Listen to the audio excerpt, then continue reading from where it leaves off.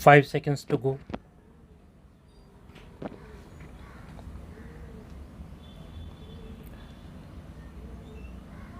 Start.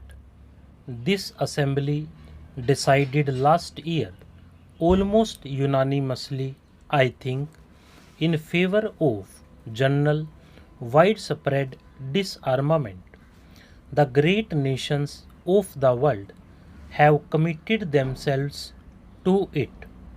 The United States, through its president, recently put forward proposals which are in line with what this assembly has decided. The Soviet Russia has put forward proposals to the same effect, varying them slightly but essentially aiming at the same thing. There is a good deal of commonness about them in broad outline.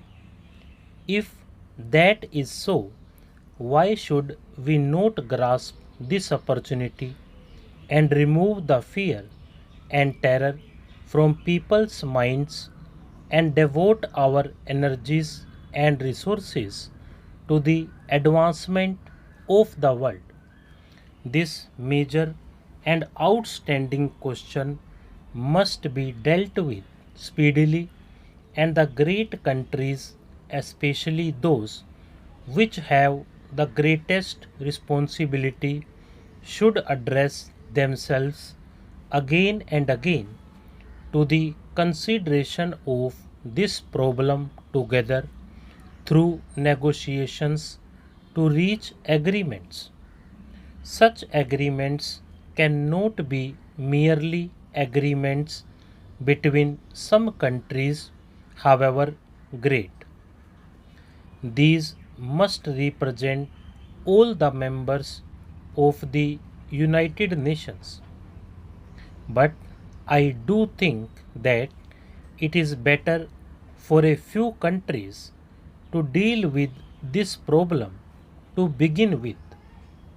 I feel rather strongly on this question, although we in India are probably not situated in the major theatres of a possible war.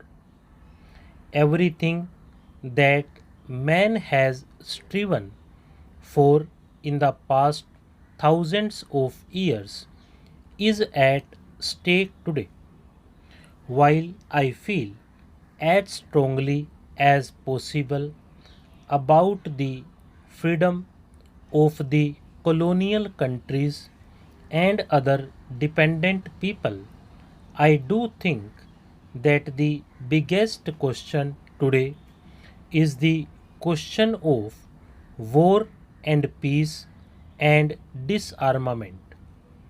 The General Assembly passed a resolution recently about nuclear tests. It was a great misfortune that after a period of abstinence from nuclear tests, there was a resumption of these tests. Immediately, it becomes more difficult to have treaties for ending nuclear tests because the whole atmosphere becomes one of fear and apprehension. I do think, and I would beg the countries concerned to realize that they are doing a grave disservice to the world, to their own countries, by not putting an end to nuclear tests by treaty as quickly as possible. The Assembly passed a resolution in favor of some kind of a moratorium. No one imagines that a voluntary moratorium is going to solve this question. There must be stricter controls by treaty and otherwise. Nuclear tests are basically evil forever. We live in a world of conflicts, and yet the world goes on undoubtedly because of the cooperation of nations and operation, and there is today a vast amount of cooperation even between countries which are opposed to each other in the political or other fields. Little is known or said about this cooperation that is going on, but a great deal is said about every point of conflict, and therefore the world is full of the idea that we live on the verge of disaster. It would perhaps be a truer picture if the cooperating elements in the world were put forward and we were made to think that the world depended on cooperation and not on conflict. A proposal has been made by many persons to the effect that more attention should be directed to the cooperative ventures, especially for peace and in the interest of peace, so that more positive thinking may take place on this subject and people may realize that this cooperation is already taking place and can be extended. Some years ago, it was resolved to have an international geophysical year. That was a specific subject.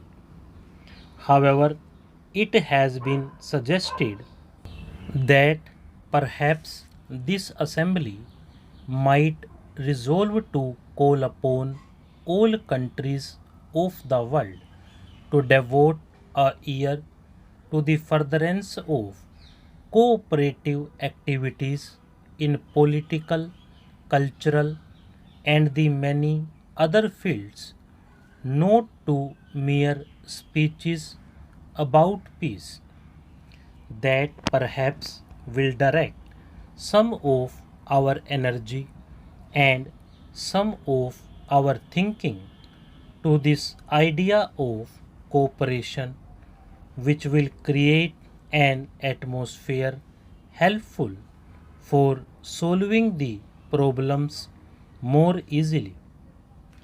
That by itself will not solve any problem, but it will lessen this distrust and conflict which affect the world. I make this suggestion to you not in any detail but broadly, so that this assembly might consider it, and if it is worthwhile, perhaps appoint a committee to consider it further and make suggestions as to how this might perhaps be done.